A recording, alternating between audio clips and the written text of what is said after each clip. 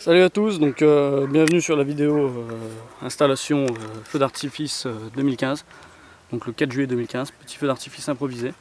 Donc comme on peut le voir, il y a 5 chandelles, dont 2 York et 3 Ueco, montées sur un casier de bière en bois LEF, normal. Ici on a 5 fontaines hématites, voilà, qui seront mis en T. Là on a 2 FP3 Small pour une annonce, en même temps que les 2 JB1 et un Flashing Thunder de Ueco. Donc les JB1 c'est des Thunder King de chez York. Et là on a 3 fontaines Strombo de chez York. Voilà. Donc on va passer au poste suivant où il y a les calibres, donc un peu plus loin quand même. Parce qu'il faut de la distance de sécurité. Donc on a pour commencer un compact Mars de chez York. Voilà. 3 Typhon 25 qui seront tirés en même temps que le compact Eagle de chez Firehaven qui est juste là. Voilà, donc 36 coups 30 mm.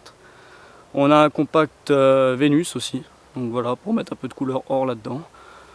Et puis pour... ah non, j'ai oublié le compact Acid Jazz aussi que j'ai eu à l'anniversaire qui m'a été offert par mon frère. Au final je vais le faire dans son feu d'artifice à lui, une manière de le remercier. Et là pour tirer en même temps qu'aussi les yeux d'aigle, le Eagle Eye, on a 5 bombes 50 mm, dont une Jack Préau. Et là on a 3 bombes 75 mm. Donc c'est du... comment ça s'appelle? C'est du... Oula. J'ai grave du mal, il fait super chaud, donc oui, c'est la canicule. Donc c'est des bombes or, couleur or simplement. Et on a une avec un marron d'air de 75 mm. Voilà. Bon bah voilà, la table de tir numéro 2 est finie de câbler. Donc c'est ce qui se situe vraiment sur les gros calibres, hein, comme on peut le voir ici, on est vraiment pas très loin. C'est un sacré avantage, hein, le sans fil, on gagne un temps de fou en fait. Hein. On n'a pas besoin de courir avec nos câbles, on branche et puis on vérifie, puis tout fonctionne en fait. Ça c'est franchement nickel. Donc voilà, donc je vais laisser la numéro 1, ça va être ma copine qui va câbler la numéro 1 et puis on verra bien quand elle sera câblée. Voilà. Donc ici on peut voir la sonorisation qui sera gérée bêtement par une PSP, hein, un fichier MP3 simplement en lecture. Donc un haut-parleur, le caisson de basse évidemment, le deuxième haut-parleur. Le tout est une sono portable, j'ai oublié de préciser, qui est alimentée ici par une batterie. Voilà. Et je sais pas si on pourra bien le voir, c'est un ampli 2 x 200 watts. Donc voilà, si on le voit un petit peu. Hop. Et puis là on se trouve dans les artifices à basse distance de sécurité, on va dire. Donc les petites chandelles de merde pour gosses. Les Strombo de chez York, hein. Rien de plus basique on va dire. Avec évidemment la balise de tir. Hein.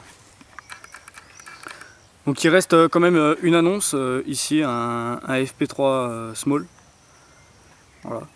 Donc ça ce sera à ma chérie de le brancher, je vais lui laisser la brancher, elle sera contente. Puis ici on a évidemment les JB1. Donc un JB1, un Flashing Thunder. Et un peu plus loin là-bas l'autre JB1. Donc j'ai décidé de le décaler tout simplement parce qu'il y a un poteau fil à linge. Ah oui, bah d'ailleurs en parlant du fil à linge, j'allais oublier. Donc ici il y a les fontaines. Donc c'est des fontaines hématites, donc branchées en T. Donc sur chaque côté des fontaines rouges et vertes, et au milieu une fontaine couleur or-argent. Bon, en général c'est plus or que argent. Voilà, donc il reste environ 1h30 avant le feu. Donc on va encore un petit peu attendre. Nous irons éteindre les lumières de la rue, évidemment. Et puis on pourra s'apprêter à tirer le feu. Donc voilà, actuellement ma chérie est en train de brancher le FP3 Small.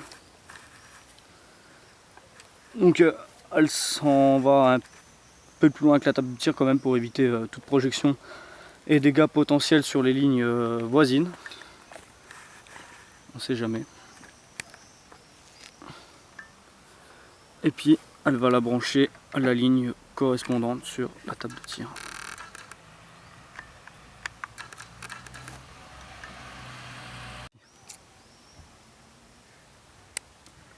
Donc voilà, elle coupe l'excédent de câble pour venir le brancher évidemment à la table de tir. Donc en ligne 1, vu que c'est une annonce, effectivement. Voilà. Donc le feu est à présent complètement câblé. Nous allons vérifier la table de tir est bien en mode test, pas en mode tir. Elle va l'allumer, puis nous allons vérifier l'état des lignes. Là. Donc voilà.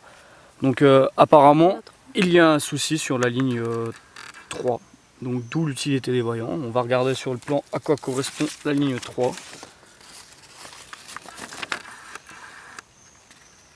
La ligne 3 correspond au premier JB1. Donc voilà, donc on va regarder vite fait ce qu'il a. Donc voilà, donc la ligne JB3, la ligne 3, donc un JB1 a été réparée. C'était tout bêtement le fil de l'inflammateur connecté sur l'isolant. Donc il a été un peu trop enfoncé, c'est de ma faute, c'est moi qui l'ai branché. Donc voilà, ça a été vite dépanné en fait. Donc toutes les lignes sont bonnes. Il ne nous reste plus que à mouiller le terrain. Parce que comme vous avez pu le constater, l'herbe est pas mal sec. Donc on a un tuyau d'eau ici. Donc on va arroser 10 minutes avant, histoire que l'eau pénètre bien jusqu'au plus profond.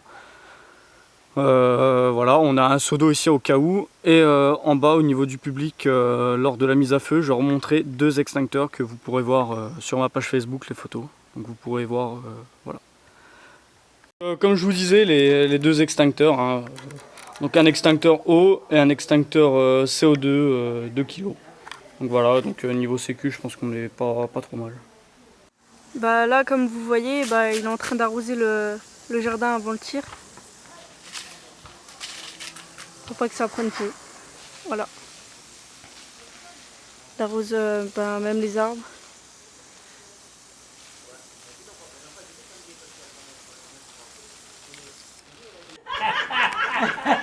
Bon bah là il va mettre les boîtes en route pour pouvoir tirer le feu. Donc là il va dans le jardin et il va allumer les 2 boîtes de tir